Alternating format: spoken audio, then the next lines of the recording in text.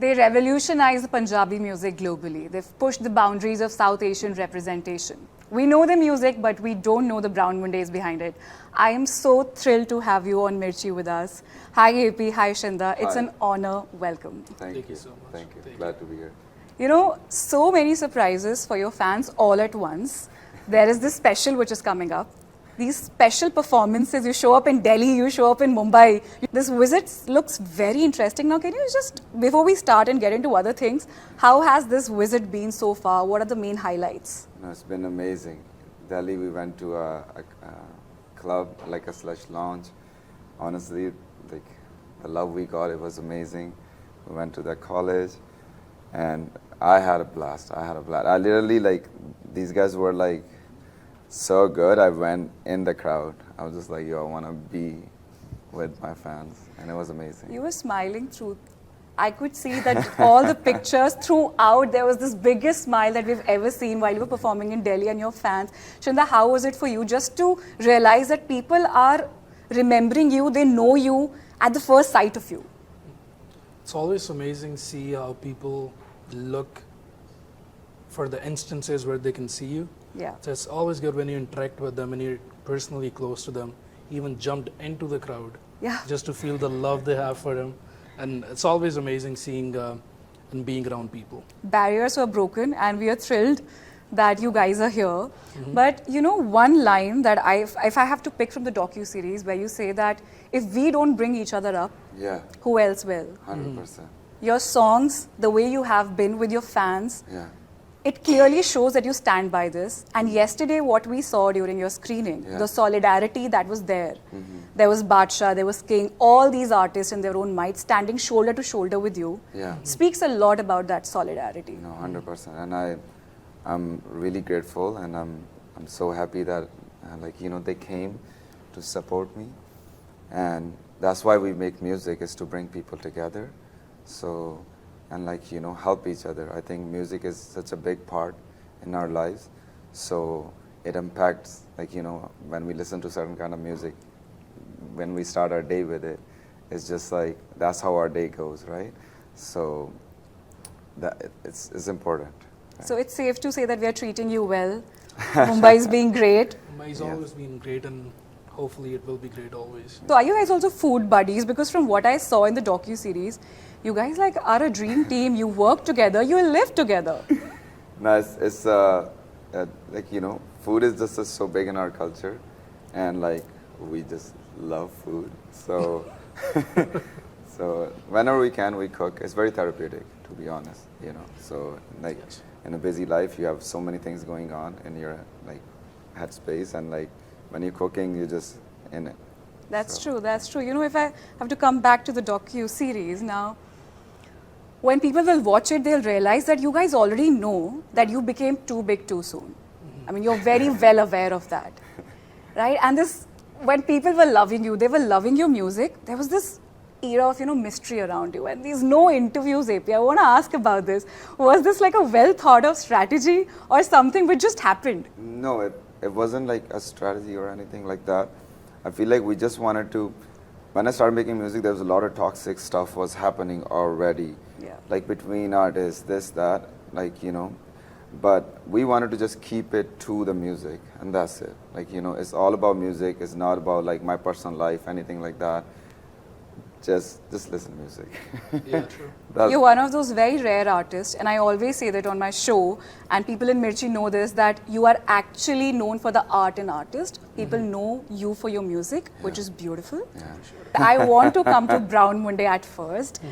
That's the song from where it all started for you guys. While we were watching, I was watching the docu-series, and I could sense that even when you were putting that song out, you guys knew that this song will hit different. Not to this extent, even with it just, at the end of the day, we just, we put same effort on every single track, right? So it's but people just love that track, and it has more meaning behind it, and especially even with the visuals. We just wanted to represent our people, and I feel like people really felt it, and and who doesn't want to just say that like I'm brown and this is cool. I want to play this. You made looking brown very, very cool. Thank you so much for that.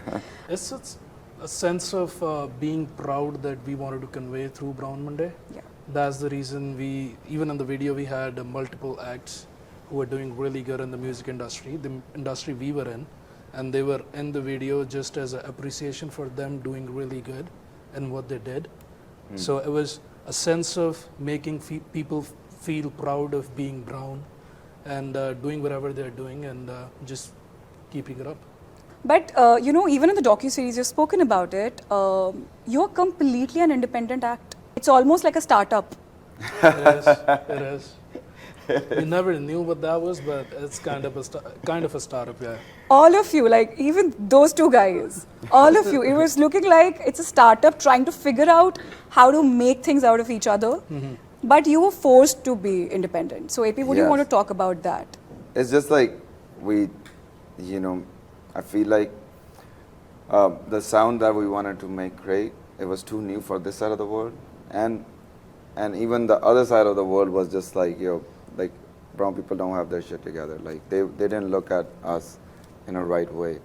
So it's just like, I feel like we're like, okay, like we can't just give up, and me, it's just like, if I want to do something, I'm going to like do it. I'm going to get it done. Like I can't go to bed like knowing that I can't achieve that thing. So it's like, I was just like, okay, so I spent like almost a year and a half, trying to like figure out the sound, trying to figure out how to put mixes together.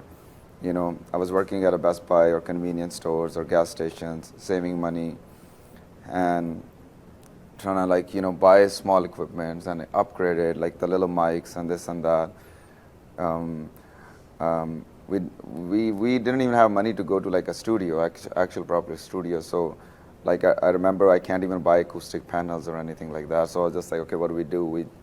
I was just like, okay, I built a little room in my garage, and we bought like,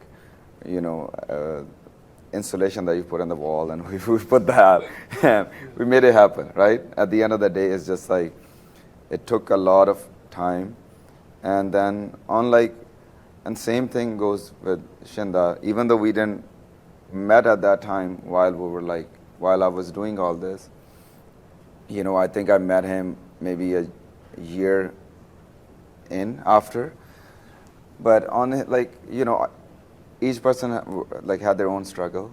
Even like him, he was doing his own jobs, like construction jobs or whatever, and then but he's still like writing music That's dope. and then like I feel like everything happened not by chance, and so I brought some skill, he brought some skill, some other guys brought their skills, and like we just started making music, right?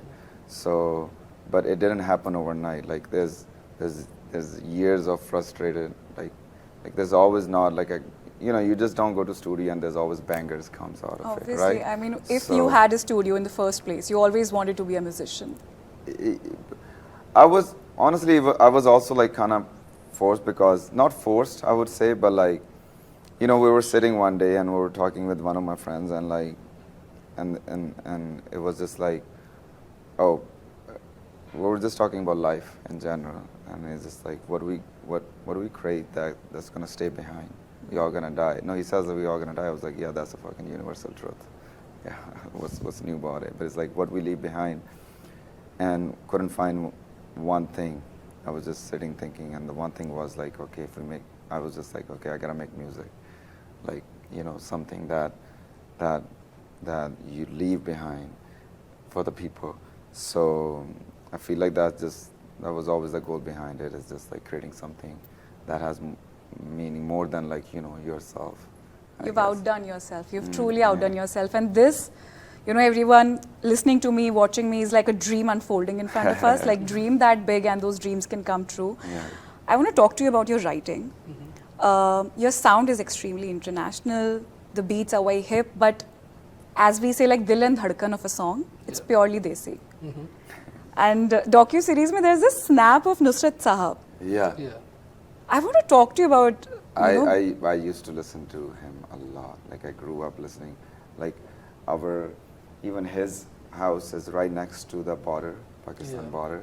Okay. And mine is like, we're the Maja belt the of same Punjab. belt, It's yeah. the same belt. So you've also been inspired by Nusrat Saab. 100%, we all have. But like, I this feel type like of we, music.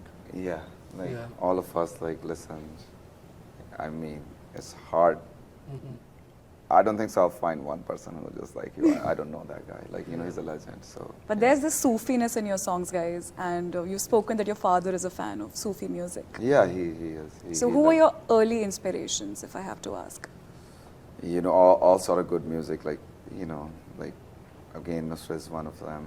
Talla Khan is another one. There's so many good artists when I was young, like, yes. Coming back to your lyrics, Shinda, you realize that only 2.4% people speak Punjabi. But your songs have broken beyond that. You are that story that, as I said, too good to be true. You can go the complex route and write a lot of stuff, but writing simpler stuff is it's really hard if you try, and then when you are able to achieve that, it resonates with people because there's many more people who understand that, who relate to it, and who play that on a daily basis. So it's a line that once you start going, you figure it out, and then you keep on, And just to polishing add it. on him, it's just like, music is less about like a language, It's and more or about a feeling. it's just a feeling, and Yeah. like, sometimes you listen to the music, you don't even understand what they're saying, but if it feels good, you vibe with it, it's good music. So I just wanted to tell you, compliment you basically, that you guys are the peacemakers. I can put 4 people in a room and they can fight about what song to listen to, Between me and my friends, anyone can also tell me that, nahi yaar, not Punjabi. But yeah, okay, let's play AP.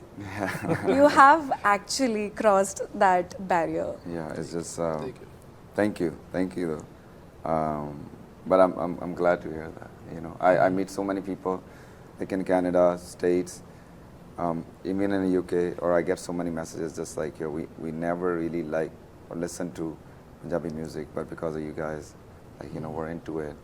We're starting to connect back to our culture, and I feel like that just keep motivating us to do more and more. Yeah. Everyone who will watch the docu-series, they will relate to you, they will feel that pressure of you going on that stage and performing live. Those Yeah. live acts, they speak volumes for any artist. Yeah. You have done record-breaking arena shows. Yes.